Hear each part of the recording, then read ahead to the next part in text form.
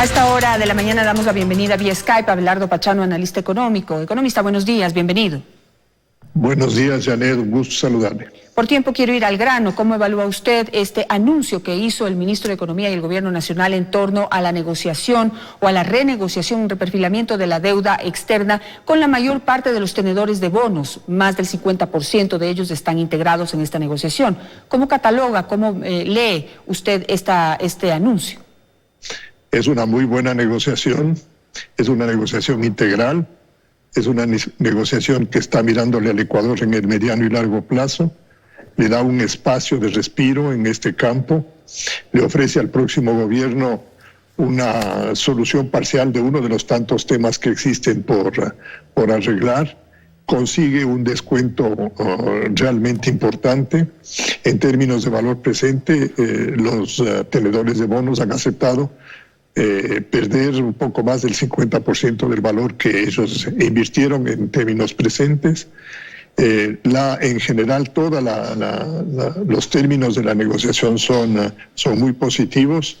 El Ecuador lo ha hecho respetando las relaciones internacionales para que en un futuro pueda mantener abierta cualquier tipo de posibilidad que se le presente o que sea necesaria.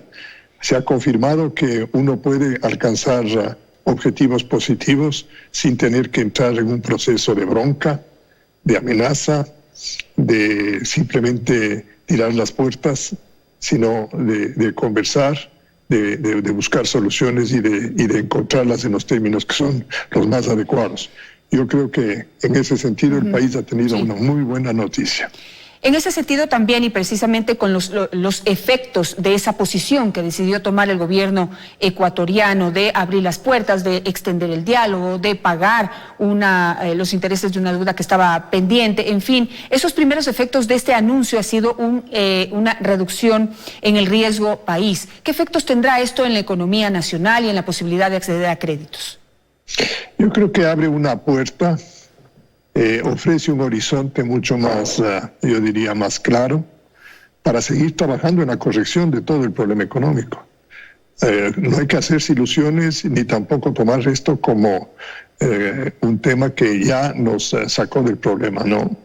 Es uno de los tantos temas que nos estaban agobiando, está bien resuelto, está adecuadamente convenido, pero tenemos que seguir trabajando en la readecuación del tamaño del Estado. El Estado sigue siendo desproporcionadamente grande. No solo eso, el Estado gasta mal, el Estado no tiene controles sobre el destino lícito de los recursos, estamos contaminados por mucha transacción corrupta, en donde se abusan de los recursos del Estado. Por otro lado, tenemos que darle una solución al campo de la competitividad ecuatoriana.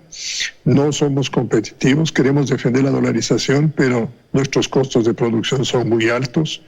Tenemos que mejorar el tema de productividad.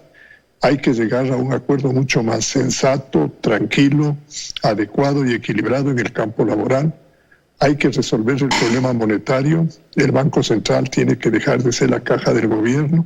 Ya vimos la última operación que tuvo que hacerse cargo también de un pedazo de una deuda que el gobierno no fue capaz de pagar, pero que para fortuna nuestra se logró recuperar el oro que había estado prendado. Sí, tenemos bastantes tareas por hacer, de tal manera que no creamos que con esto se solucionaron los problemas y que el déficit fiscal está resuelto. No, todavía tenemos problemas severos, van a haber muchas restricciones, tenemos que ser más cuidadosos, cada dólar que entre a la caja fiscal tiene que ser cuidadosamente gastado y eso todavía nos falta muchísimo por hacer.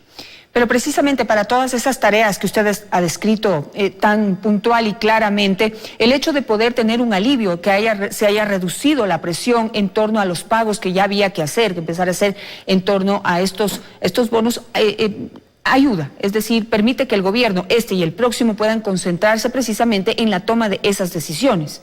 Y el subsiguiente también. Correcto. Es decir, aquí esta renegociación abre un espacio en el tiempo para que todos los ecuatorianos nos mantengamos en la línea de recuperar la sensatez en el manejo de la política económica, recuperemos la confianza propia nuestra, que mejoremos nuestra autoestima que está tan abajo, que seamos más confiados entre nosotros, que las transacciones sean más transparentes, que podamos erradicar a tanto corrupto que nos rodea y que nos fastidia, que nos ocasionan, yo diría, hepatitis a cada uno de nosotros, y que en ese sentido, en el futuro, nosotros inclusive podamos en un momento determinado aprovechar las ventajas que se encuentran en el mercado internacional para seguir dándole un horizonte de mucho mayor alivio en el cumplimiento de las obligaciones internacionales. Entonces, en ese sentido,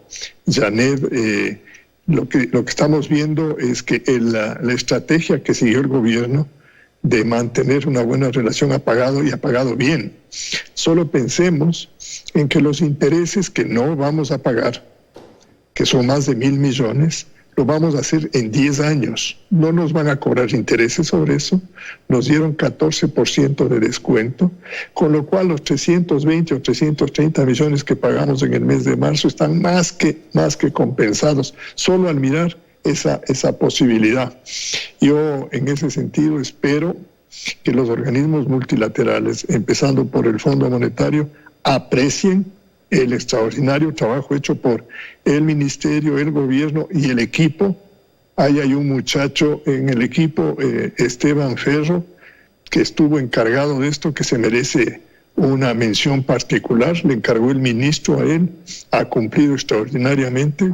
Contaron con expertos internacionales, supieron hacerlo bien, lo han hecho con mucha discreción, a diferencia del caso de otro país latinoamericano que pelea en los periódicos y que empezó antes la renegociación y todavía espera llegar a un acuerdo recién en septiembre. De tal forma que tenemos buenos comentarios que hacer sobre todo este proceso. Y ahora sí tenemos que pedir al Fondo Monetario que es tiempo de él, que el Ecuador ya ha hecho su trabajo, tiene hecha la reforma de las finanzas públicas, y ahora tenemos nosotros que empeñarnos en que se cumplan los principios de esa reforma fiscal, a poner orden, más orden todavía a la casa fiscal que bastante falta nos hace.